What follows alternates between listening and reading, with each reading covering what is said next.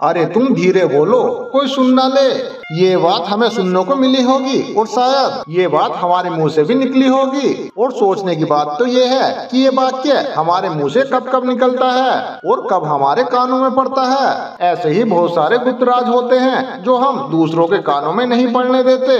अक्सर अपने परिवार में अशांति का कारण हम ही होते हैं, चाहे हम इस बात को देख पाए चाहे ना देख पाए। लेकिन ये बात सत्य है, हम जाने या अनजाने में अपनी गुप्त बातें दूसरों को बता देते हैं जो हमें कभी भी दूसरों को नहीं बतानी चाहिए। और वे बातें जो हमने जाने अनजाने में दूसरों के सामने बता दी थी, और वही बातें हमारे झगड़े का कारण बन जाती हैं। और बाद में हमें पछतावा होता है कि हमें ये बात दूसरों को नहीं बतानी चाहिए थी। मुझसे ही गलती हुई कि जाने अनजाने में मैंने ये बात दूसरों से बता दी। इसलिए दोस्तों, मैं जो आज बोध कहानी आपके लिए लाया हूँ, उसे सुनने के बाद आपको 7 ऐसी बातें पता चलेंगी जो आपको कभी भी किसी को नहीं बतानी है। ये बात आपको क्यों नहीं बतानी, इसके पीछे का तर्क भी मैं आपको बताऊंगा। अगर इन 7 बातों के अलावा अगर कोई ऐसी बात है जो मुझसे छूट गई हो या मैं नहीं बता पाया, तो आप कमेंट बॉक्स में जरूर लिखना। इससे पहले कि आप इस कहानी में खो जाओ, हमारे चैनल को सब्सक्राइब कर लीजिए, वीडियो को लाइक और अपने दोस्तों में शेयर जरूर कर दीजिए। तो आइए दोस्तों, जल्दी से कहानी को शुरू करते हैं। पुराने समय की बात है, एक नगर में पिंटू नाम का एक लड़का रहता था। वह युवक बहुत गरीब था, उसके पास बिल्कुल भी पैसा नहीं था। 2 वक्त की दाल रोटी भी उसको मुश्किल से नसीब होती थी। पूरे दिन वह काम की तलाश में घूमता रहता था, लेकिन फिर भी उसे काम नहीं मिल रहा था। फिर एक दिन उसने अपनी पत्नी के सामने अपनी सारी समस्याएं बता दी। उसने अपनी पत्नी से कहा, मैं जहाँ भी काम मांगने जाता हूँ तो मुझे हर कोई ये कह के काम नहीं देता कि हमारे यहाँ काम की जरूरत नहीं है। मैं काम की तलाश कर करके थक गया हूँ। मेरी ये समझ नहीं आ रहा है कि मैं तुम लोगों का पेट कैसे भरूंगा, मैं अपने बच्चों को कैसे पालूंगा, और ये चिंता मुझे दिन रात खाए जा रही है। यह सुनकर उसकी पत्नी ने कुछ सोचा और कहा, तुम एक आदमी के सामने एक बार ही काम मांगने जाते हो, और जब वह काम नहीं देता तो तुम दोबारा उसके पास काम मांगने नहीं जाते हो। अगर तुम्हें उनसे काम लेना है तो तुम्हें उनसे हमदर्दी हासिल करनी होगी, उन्हें अपनी गरीबी दिखानी होगी, अपनी मजबूरियाँ बतानी होंगी, ताकि वो लोग तुम्हारी मजबूरी समझकर तुम्हें काम पे रख लें। इसलिए तुम शर्म मत करो, उन्हें जाकर अपनी मजबूरी बताओ, अपनी गरीबी बताओ, और इसी तरकीब से तुम्हें काम मिल सकता है। यह बात चिंटू के मस्तिष्क में बैठ गई, और फिर अगले दिन वह काम मांगने के लिए एक सेठ के पास जा पहुंचा, जहां पर वो पिछले दिन काम मांगने के लिए गया था। लेकिन उसने इस बार हाथ जोड़कर उस सेठ से प्रार्थना की, उस सेठ से विनती की। उसने कहा, हे सेठ जी, मैं बहुत गरीब हूँ, मेरे पास एक भी पैसा नहीं है, मेरे बच्चे भूख से बिल्लिया रहे हैं, मुझे काम की बहुत ज्यादा जरूरत है। आप मेरे काम के बदले मुझे जो कुछ भी मिलेगा मैं उसमें संतुष्ट रहूंगा, पर कृपया करके आप मुझे काम पर रख लीजिए। उसकी यह बात सुनकर सेठ ने उसे अपने यहाँ काम पर रख लिया। वह रोज वहाँ पर काम पर जाने लगा। वो युवक अंदर ही अंदर खुश हो रहा था कि उसे काम मिल गया है, लेकिन उसका वेतन दूसरे लोगों से कम मिलता था। वही काम जो दूसरे लोग कर रहे थे, उन्हें उस काम का ज्यादा पैसा मिलता था, और इस युवक को कम पैसे मिल रहे थे। जब इस बारे में उसने अपने सेठ से कहा, तो सेठ ने कहा, अरे देखो भाई, तुम्हें काम की जरूरत थी और मैंने तुम्हें काम दे दिया।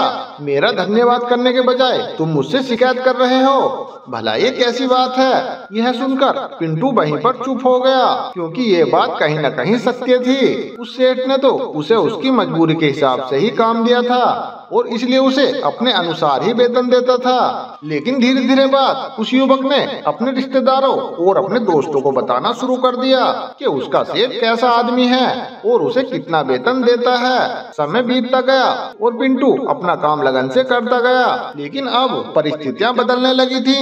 अब पिंटू दूसरे लोगों से ज्यादा काम कर लेता था। वह सेठ दूसरे लोगों से ज्यादा पिंटू से काम लेता था और उसे दूसरों से कम वेतन देता था। यह बात पिंटू को बहुत ज्यादा खलती थी। वह दूसरों से ज्यादा मेहनत कर रहा है और उसे दूसरों से कम वेतन मिल रहा है। इससे उसके आत्मसम्मान को बहुत ज्यादा ठेस पहुंच रही थी। अब जाहिर सी बात है कि ऐसी जगह भला किसका काम करने को मन करेगा, जहां आदमी को अपने आत्मसम्मान के साथ समझौता करना पड़े। इसलिए जल्द ही उसने अपना काम छोड़ दिया और वह अपने घर पर आकर खाली बैठ गया।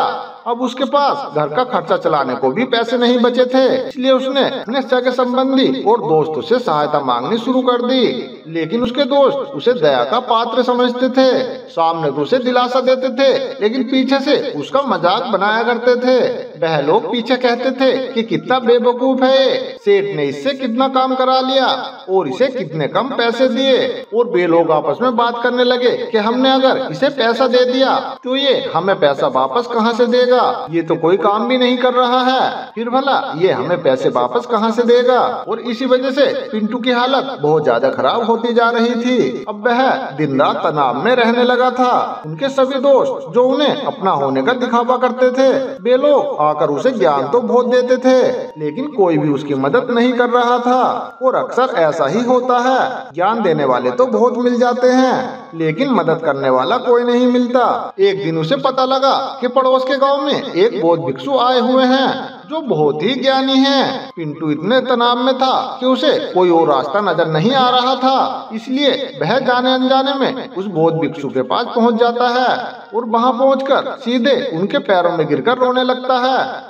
वह रोते रोते उन्हें अपनी सारी स्थिति बताता है। वह बताता है कि सेठ ने किस तरह से उसका फायदा उठाया और उसके सगे संबंधी उसके साथ कैसा व्यवहार रखते हैं। उसकी सारी बातें ध्यानपूर्वक सुनकर बौद्ध भिक्षु ने उसे समझाते हुए कहा, ये सारी समस्याएं तुम्हारी बुद्धिहीनता और मूर्खता के कारण उत्पन्न हुई हैं। अगर तुम्हारे अंदर थोड़ा सा भी विवेक होता तो इनमें से एक भी समस्या तुम्हारे आसपास नहीं भटक सकती थी, लेकिन तुमने अपनी मूर्खता के कारण अपने रास्ते में खुद ही कांटे बिछा लिए।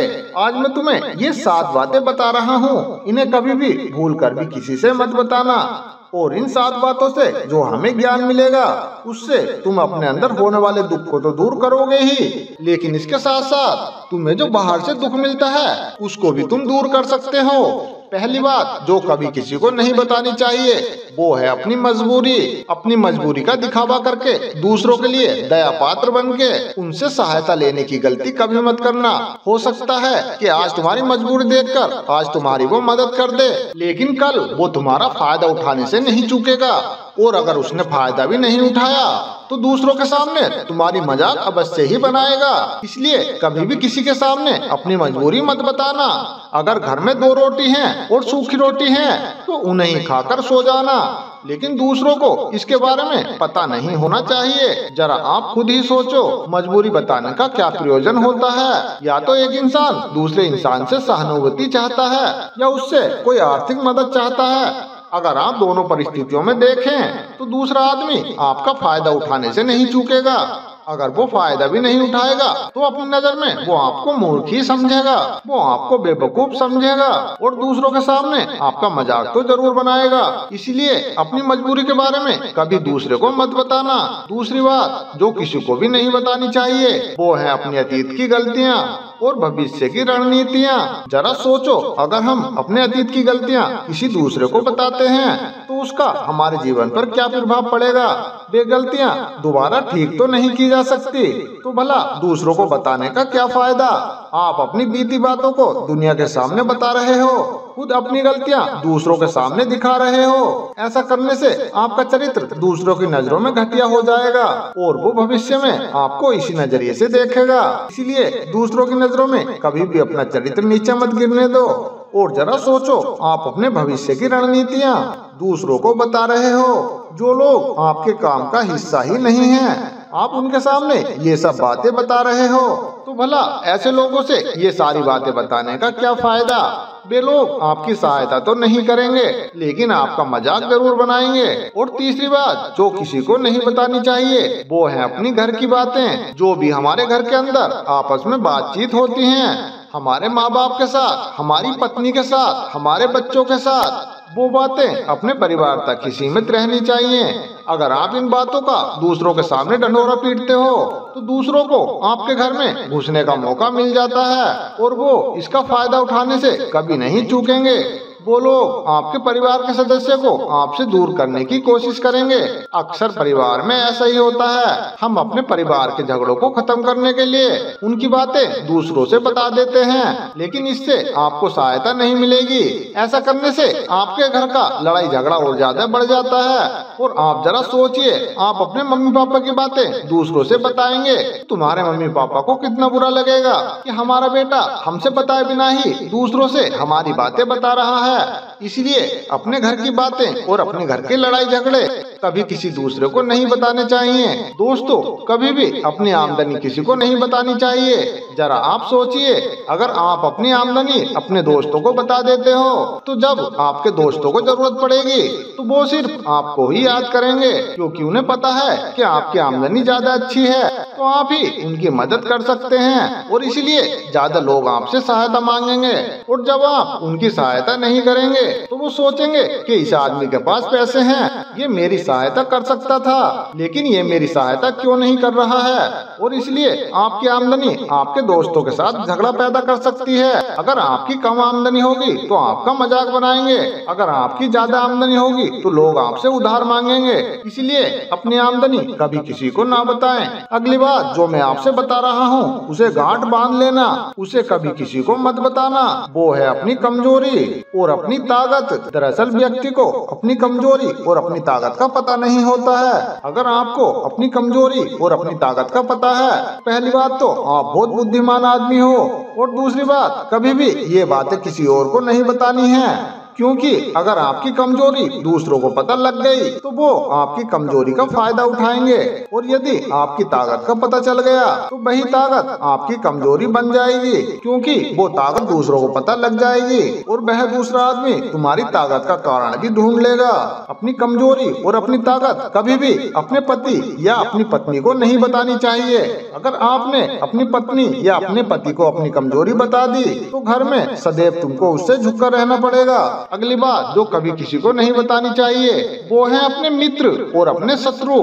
अगर आप अपने मित्रों के बारे में या अपने शत्रुओं के बारे में दूसरे लोगों से बताएंगे तो दूसरे लोग तुम्हारे मित्रों के साथ दोस्ती बनाकर आपको धोखा दिलवा सकते हैं, आपके गहरे मित्रों को आपसे दूर करने का प्रयास कर सकते हैं। अक्सर आम आदमी ऐसा नहीं करता, लेकिन आपके दुश्मन ऐसा करने की कोशिश कर सकते हैं। और दूसरी तरफ आपके शत्रु का भी किसी और को पता नहीं चलना चाहिए, क्योंकि आज जो आपका मित्र है अगर कर वही आपका शत्रु बन गया तो वे दोनों शत्रु एक दूसरे से मिलकर आपका अहित कर सकते हैं, आपको भारी नुकसान पहुंचा सकते हैं। इसलिए अपने सबसे अच्छे दोस्तों को भी अपने शत्रु और अपने मित्रों के बारे में नहीं बताना चाहिए। और आखिरी बात यह है, अगर तुम कभी दान करते हो तो दान के बारे में कभी भी किसी को मत बताना, नहीं तो आपका दान करना व्यर्थ ही माना जाता है, आपका दान करना बेकार हो जाता है।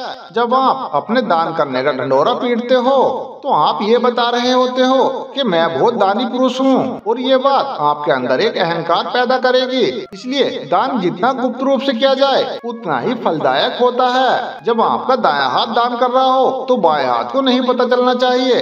ये थी वो 7 बातें जो बौद्ध भिक्षु ने पिंटू को बताई थी। इन बातों में संसार के सभी सिद्धांत छिपे हुए हैं। इन बातों का अनुसरण करते हुए आप अपने घर में सुख और शांति बना सकते हैं और अपने घर का झगड़ा हमेशा हमेशा के लिए दूर कर सकते हैं। दोस्तों, अगर हमारी वीडियो से आपको कोई ज्ञान मिला हो तो कमेंट बॉक्स में बोधाय नमः अवश्य लिखें। तो मिलते हैं दोस्तों इसी तरह की एक और नई वीडियो के साथ। तब तक आप अपना ध्यान रखिए और हमेशा खुश रहिए। एक बार एक शहर में 2 दोस्त रहते थे।